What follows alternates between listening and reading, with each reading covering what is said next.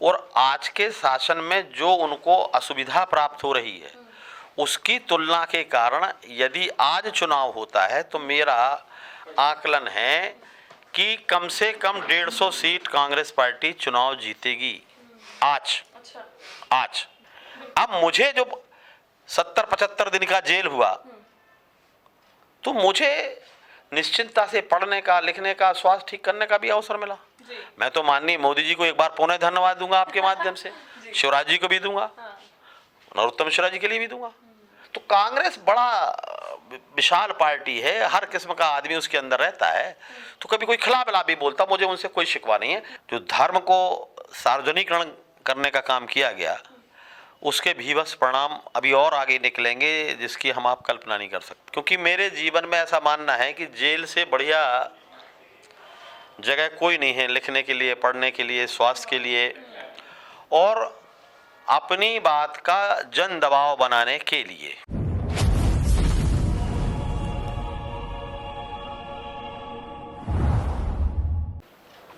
नमस्कार, मैं हूं साक्षी राय, आप देख रहे हैं खरी बात न्यूज़। खरी बात न्यूज़ में आज हमारे साथ एक बहुत ही खास शख्सियत मौजूद है। आपको बताएं, कांग्रेस के बहुत ही दिग्गज नेता, पूर्व मंत्री राजा पटेरिया जी हमारे साथ मौजूद है। बहुत बहुत स्वागत है खरी बात न्यूज़ में आपका। जी, सबसे पहले तो जो है मैं जिस प्रकरण के बारे में बात करने जा रही हूँ वो पूरे देश की न्यूज़ चैनल्स पर सुर्खियाँ बनी रही। आपकी जो अभी बीते दिनों कुछ समय पहले आपकी गिरफ्तारी हुई, आपके एक बयान को लेकर, पीएम मोदी पर जो आपने बयान दिया था उस पर लेकर बात करेंगे। क्या वजह रही कि आपको लगता है कि आपको उस पर टारगेट किया गया? मैं टारगेट बोलूँ या आपको क्या लगता है मतलब उस पर? देखिए, हमने जो बात कही थी, जिस परिप्रेक्ष्य में कही थी, उसको गलत तरीके से लिया गया और उसका आशय गलत निकाला गया। अब वो जो शासन प्रशासन ने कार्रवाई की वो उनसे पूछे, मुझे ना उनसे गिला है ना मुझे किसी से शिकवा है।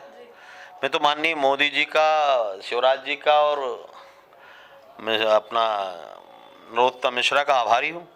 क्यों आभारी? मैं इसलिए आभारी हूँ कि उन्होंने मुझे जेल जाने का अवसर दिया, क्योंकि मेरे जीवन में ऐसा मानना है कि जेल से बढ़िया जगह कोई नहीं है लिखने के लिए, पढ़ने के लिए, स्वास्थ्य के लिए और अपनी बात का जन दबाव बनाने के लिए। इसलिए मैं उनका आभारी हूँ। अच्छा, ये इससे पहले भी, ये पहली बार नहीं था जब आप जेल गए? इससे पहले भी आप काफी बार मतलब जो है अपनी लड़ाई लड़ते हुए जेल गए हैं और आपने वहां पर रहे। मैं लगातार समाजवादी युवजन सभा का मेंबर था सन 70-71 से। तो 71 से 80-89 तक, 89 तक मैं 8 बार तकरीबन पहले आंदोलनों में लोगों की समस्याओं को लेकर के मैं जेल गया। ये मेरी 9वीं जेल यात्रा थी। आप इतने समय से राजनीति में हैं, कहीं ना कहीं आपने वो दौर भी देखा है जो 2000 से पहले का दौर था, वो भी देखा है, 2000 से बाद का दौर भी देखा है। क्या लगता है कि अभी की जो राजनीति है वो किस ओर बढ़ रही है? देखिए, राजनीति में गिरावट तो आई है, इसको तो सभी लोग स्वीकार करेंगे। हमारा मानना है कि राजनीति में जो नौजवान लोग आ रहे हैं वो उद्देश्य के साथ आए इस देश में समाज परिवर्तन के लिए, आर्थिक परिवर्तन के लिए, विकास के लिए। इन चीज़ों को लेकर के यदि राजनीति में आएंगे तो ये देश और समाज सुधरेगा। आज विचार विहीन राजनीति कमोबेश अधिकांश राजनीतिक दलों ने अख्तियार कर ली है, उसके दुष्परिणाम है। दूसरा, इस देश के अंदर जो धर्म को सार्वजनिकरण करने का काम किया गया उसके भीभत्स परिणाम अभी और आगे निकलेंगे जिसकी हम आप कल्पना नहीं कर सकते। मेरी दृढ़ मान्यता है कि वेद, कुरान, बाइबल, गुरु ग्रंथ साहब, जिनवाणी, इन सब के ऊपर संविधान को प्राथमिकता देना होगी और सारे धार्मिक कर्मकांड निजी बनाए जाएं और संविधान के तहत जो सबसे पहला हमारा ग्रंथ है जिसके तहत सभी लोग इस देश में रह रहे हैं वह हमारा सर्वोच्च हो। और मैं तो सारे देशवासियों से, हर धर्मावलंबी से अपील करता हूं कि अपने अपने धर्म ग्रंथों के साथ साथ डॉक्टर भीमराव अंबेडकर के द्वारा रचित संविधान को साथ साथ रखें और साथ साथ उसको उसी श्रद्धा, आस्था और कर्म जीने के हिसाब से पढ़ें जिस तरीके से अपना धर्म ग्रंथ पढ़ते हैं। अच्छा, बात करें, आपने जो बयान दिया था वो मतलब आपने कोई अपने पर्सनल ग्रजेस से तो दिया नहीं था। आपने कहीं ना कहीं उसको अपने पॉलिटिक्स में देखा कि मतलब जो पार्टी है, आपने एक पार्टी का रिप्रेजेंटेटिव होते हुए कहा, वो बयान दिया। पर कहीं ना कहीं जब ये आपके साथ ये प्रकरण हुआ तो पार्टी ने अपने आप को इससे अलग किया।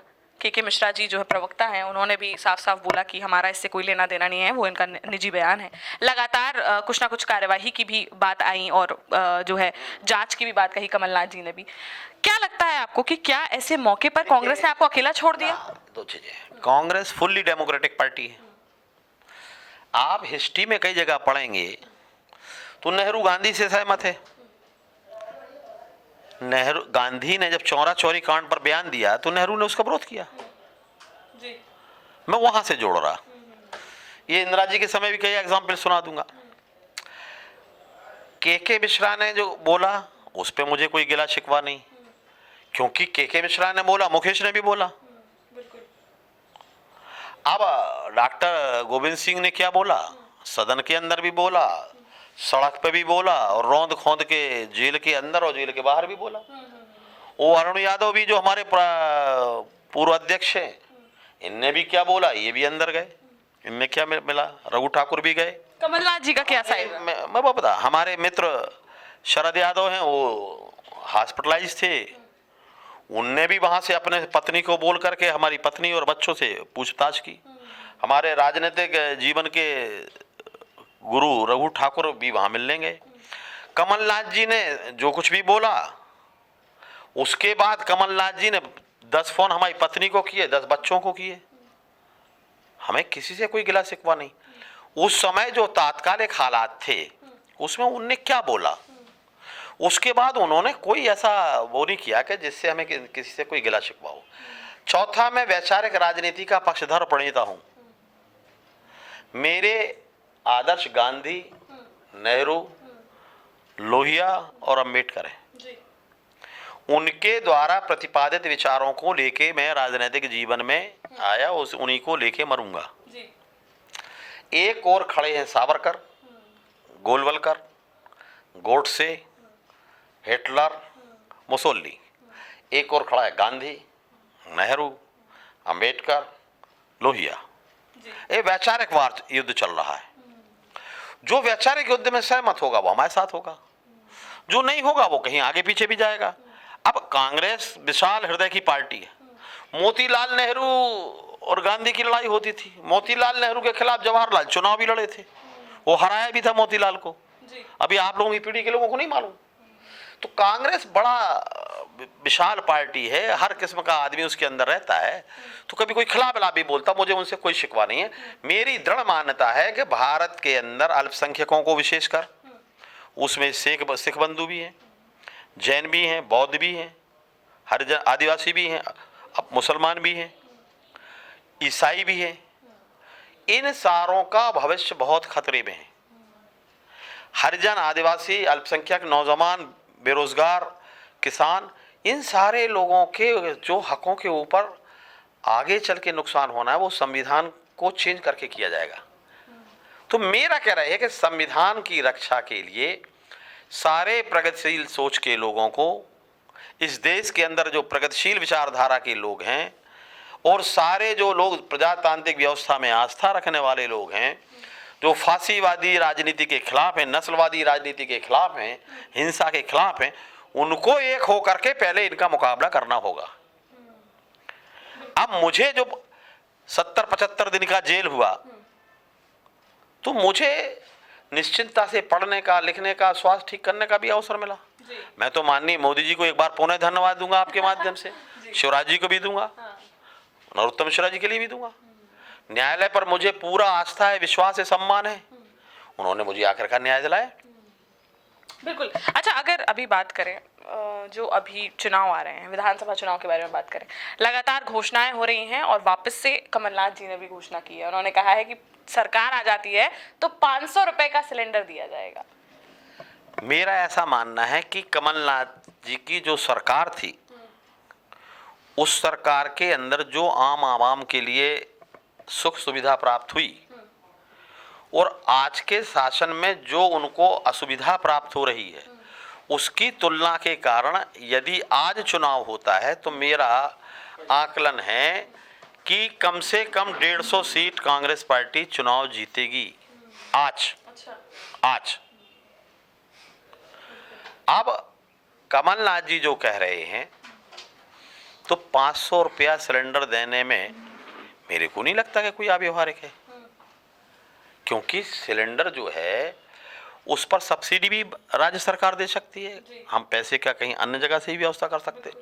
अब रह गया शिवराज जी का तो शिवराज जी की जो घोषणाएं हैं, मैं इतना ही कहूंगा कि आप खुद ही पता करिए कि माननीय शिवराज जी ने कितनी घोषणाएं व्यक्तिगत की, उसमें से कितने हजार घोषणाएं आज पेंडिंग हैं। वो कुल मिलाकर के मानसिक विक्षिप्तता के दौर से गुजर रहे हैं। जनमानस उनको अब गंभीरता से नहीं ले रहा, तो वो अपने अपने बयानों में भी बोलने लगते, इतना तोड़ो, इतना मारो, इतना पीट। एक तरफ ये भी बोल रहा है, एक तरफ लाडली बहना भी बोल रहा है, एक तरफ मम्मा भी बन रहे। रेप की संख्या कितनी है, जेलों में कैदियों के साथ क्या हो रहा। तो वो हमें शिवराज जी से कुछ नहीं कहना, वो हमारे पुराने साथी हैं, वो भारतीय जनता युवा मोर्चा में हुआ करते थे, हम युवा जनता में हुआ करते थे। क्योंकि आपने ये बोला है, बयानों की बात की है, तो यही बयान जी आप बिल्कुल सही कह रहे हैं। शिवराज सिंह चौहान ने भी अभी कमलनाथ जी के लिए भी किया था कि गाड़ देंगे, ऐसे ही गुना में भी। लेकिन अभी आप ही के जो दिग्विजय सिंह हैं पूर्व मुख्यमंत्री, उन्होंने भी मंत्री सिसोदिया के लिए बयान दिया है कि अगर सरकार बन गई तो छोड़ेंगे नहीं। उस पर क्या कहना? ये दो चीजें हैं, कोई भी व्यक्ति हो जो मानव हो, चाहे उसमें गांधी हो, चाहे नेहरू हो, लोहिया हो, पटेल हो, अंततः हैं तो मानव। लगातार जो व्यवहार भारतीय जनता पार्टी के लोग या संघ के लोग या फांसीवादी विचारधारा के लोग जो कर रहे हैं, तो उसमें दिग्विजय सिंह जी ने जो भी बोल दिया, मेरे ख्याल से उस जोश में जो भी बोल आया वो वैसा गलत नहीं है। क्योंकि आखिरकार जब आप लगातार प्रताड़ित करोगे तो कहीं ना कहीं, नहीं तो दिग्विजय सिंह तो आप कल्पना करिए कि विपक्ष के आदमी को भी सम्मानजनक शब्दों का उपयोग करते।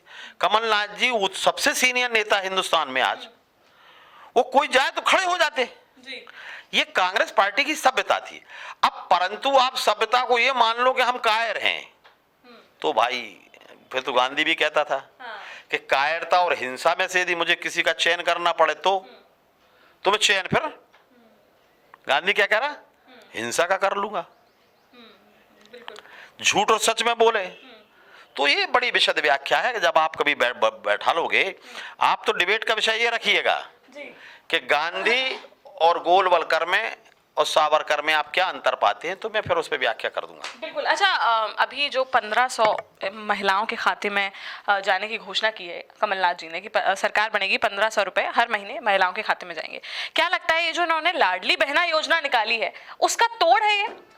नहीं, देखिए, हमारा ऐसा मानना है कि भारतीय समाज में जितनी दयनीय हालत दलित समाज की है, आदिवासी समाज की है, उससे कई गुनी ज्यादा खराब हालत भारतीय समाज में स्त्री की है, भले तुम किसी बड़े आदमी की बेटी हो। इसलिए स्त्री के प्रति, महिला के प्रति उन्होंने जो किया है वो मैं कमलनाथ जी के लिए सिजदा करता हूँ, सलाम करता हूँ कि उनके मन में कहीं ना कहीं महिला को लेकर के एक दर्द है। बड़े से बड़े आदमी की लुगाई को भी पैसा डबल हस्बैंड से मंगाना पड़ता, तो वो कमलनाथ जी उस महिला का दर्द समझ रहे हैं, महिला वर्ग का। मैं उनको सिजदा करता हूँ, सलाम करता हूँ, उन्होंने बहुत बड़ी बात की है। पर कहीं ना कहीं जो लाडली बहना योजना है, चूंकि मैंने ये सवाल इसीलिए पूछा क्योंकि लगातार ये बोला जा रहा है कि लाडली बहना योजना एक मास्टर स्ट्रोक है। मतलब मैंने चूंकि भाजपा के विधायकों से भी बात करी, उनका भी कहीं ना कहीं उनकी जबान फिसली या जो भी कहें, लेकिन उन्होंने भी ये कह दिया कि ये एक मास्टर स्ट्रोक है। चुनाव आ रहा है, इसमें जनता बहुत जो है खुश होगी इससे। देखिए, मैंने उसको बारीकी से भी पढ़ा रही हूँ। मेरा जो मोटा मोटा समझ है, मोटी मोटी जानकारी है, उससे बामुश्किल 35-50 लाख महिलाओं को ही लाभ होगा। जो क्राइटेरिया बनाया है, मापदंड, उस मापदंड के चलते वो एक शगुफा है। और अधिकांश योजनाएं तुम्हारा शिवराज जी की शगुफा साबित हो भी चुकी हैं। चलिए ठीक है, आज हमारे साथ मौजूद थे पूर्व मंत्री राजा पटेरिया जी, इनसे तमाम मुद्दों पर चर्चा करी। लेकिन हाँ, मेरा उन सारे साथियों के प्रति धन्यवाद है जिन्होंने जेल के दौरान हमें हमारे परिवार को संपर्क में रखा, चाहे उसमें माननीय कमलनाथ जी हों, चाहे माननीय डॉक्टर गोविंद सिंह हों, चाहे माननीय हमारे अरुण यादव जी हों, रघु ठाकुर जी हों, शरद यादव जी की पत्नी और बच्चे हों, और भी हजारों हजार आम आदमी, 2,500-3 हजार आदमी मुझसे मिलने के लिए आया। अरुण टंडन विधायक जी भी गए, अजय टंडन हमारे, नीलांशु चतुर्वेदी जी भी गए, उदय मिश्रा भी आए, ऐसे बहुत सारे साथी आए हमारे से मिलने के लिए। उन सब का हृदय से आभारी हूँ। बाकी ये एक कॉन्स्पिरेसी के तहत भी किया गया था, जिसे आपकी चैनल के माध्यम से मैं आगे पीछे कभी इसका रहस्य खोलूंगा। अक्टूबर-नवंबर में खोलूंगा इसका। अच्छा, चुनाव के आसपास। हाँ, खोलूंगा। अच्छा, आपको क्या लगता है ये जो गिरफ्तारी हो रही है, चूंकि सिर्फ आपकी नहीं हुई है, हम पूरे मध्य प्रदेश में भी देख रहे हैं, बहुत कांग्रेस नेताओं की जो है एक के ऊपर एक गिरफ्तारी हो रही है। उत्तर प्रदेश में देखें तो बहुत सारे समाजवादी पार्टी नेताओं की ऐसी गिरफ्तारी हो रही है। इस पर आपका क्या कहना है कि ये लोकतंत्र को क्या होता जा रहा है? मेरा ऐसी दृढ़ मान्यता है कि यदि आपको इसको बारीकी से समझना है तो MS गोलवलकर साहब की 2 पुस्तकें पढ़ने, वंश ऑफ थॉट, विचार नवनीत, और वी नेशनहुड आर डिफाइंड। उसमें साफ साफ है कि लोकतंत्र में उनका कोई विश्वास नहीं है। वर्तमान संविधान को वो गुथड़ी कहते, कथरी कहते हैं। झंडे में, तिरंगा झंडे में उनका कोई विश्वास नहीं है। तो वो जो कर रहे हैं अपनी विचारधारा को लागू करने के लिए अपने हिसाब से ठीक कर रहे हैं, हमें उनसे कोई गिला शिकवा नहीं है। कहीं ना कहीं आपको हमारा जो भारत है वो डिक्टेटरशिप की ओर बढ़ता हुआ दिख रहा है? तानाशाहात्मक व्यवस्थाएं तो इस देश ने कभी स्वीकार नहीं करी। मैं ये जरूर मान रहा हूं कि इस देश में धर्म के आधार पर लड़ा करके, जाति के आधार पर लड़ा करके, इस देश के अंदर जब जब धर्म कठोरता की ओर गया है तब तब ये देश सुकड़ा है, और जब जब उदार रहा है, जैसे चंद्रगुप्त मौर्य, सम्राट अशोक और सम्राट अकबर, ये उदारता के प्रतीक थे, तो तब तब हिंदुस्तान की सीमाएं फैली हैं। और जब जब कठोरता आई है, जैसे औरंगजेब, सुकड़ा है। तो ये इस देश को तालिबानीकरण की ओर ले जाया जा रहा है। परंतु भारतीय जनमानस इसका जवाब अभी 24 के चुनाव में माननीय राहुल जी के नेतृत्व में देगा, और 23 का जवाब इस राज्य के अंदर, और राजस्थान में गहलोत के अंदर, और भूपेश के साथ छत्तीसगढ़, हम यहाँ चुनाव जीत करके बताएंगे आपको। कितनी सीटों के साथ लग रहा है कि इस बार मध्य प्रदेश में सरकार बनेगी? हम तो आज चुनाव करा लो 150 सीट आज। अच्छा, आज 150 पे शर्त लगा सकता हूँ।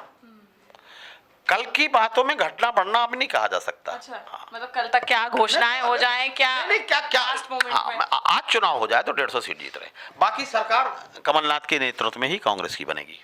चलिए ठीक है, आज हमारे साथ पूर्व मंत्री राजा पटेरिया जी मौजूद थे। इनसे तमाम मुद्दों पर चर्चा करिए और कहीं ना कहीं इस प्रकरण के बारे में भी जाना, जो कि कहीं ना कहीं एक दुखद प्रकरण रहा है और लोकतंत्र पर कुठाराघात कह सकते हैं इसको। और आपका इस बारे में क्या मानना है? हमारे सवाल आपको इनसे कैसे लगे, इनके जवाब कैसे लगे, हमें कमेंट बॉक्स में कमेंट करके जरूर बताएं।